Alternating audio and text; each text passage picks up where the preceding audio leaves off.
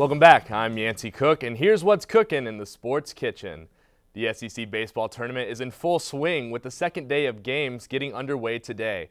The early game featured 6th seed Vanderbilt and the 3rd seed LSU Tigers. Vandy started off this game well again as they put up a run in the top of the first, but that would be it for the Commodores.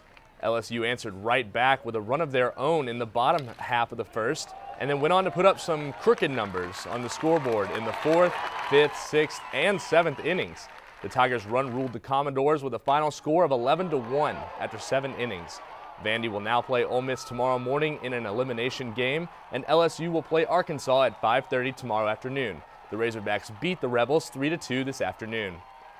The Gators started their run at an SEC tournament title about an hour ago against the Kentucky Wildcats. The Wildcats beat the Crimson Tide of Alabama yesterday 7-1, so the Gators will be looking for that outstanding pitching staff to shut down Kentucky's bats. Here's a look at the scoreboard for the game so far. Looks like Kentucky's bats still going hot, up 2-1 in the 3rd. If the Gators win today, they will play the winner of the South Carolina-Mississippi State game, which will begin after this game ends. If they lose, the Gators will still be alive, but we'll play the loser of that matchup and we'll have to win out to get to the championship game. Moving over to the major leagues, former Gator pitcher Anthony Descafellini had his second career start for the Marlins last night against the Phillies in Miami. Descafellini pitched very well against the Dodgers last week, but was roughed up a bit last night, including this first inning 2 RBI double from Phillies first baseman Ryan Howard, which gave the Phillies an early 2-0 lead.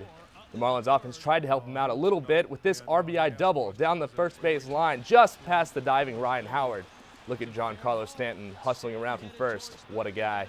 The Marlins held a 3-2 lead in the 5th until Jimmy Rollins, J-Roll, hits a homer to right field to put the Phillies up by 1.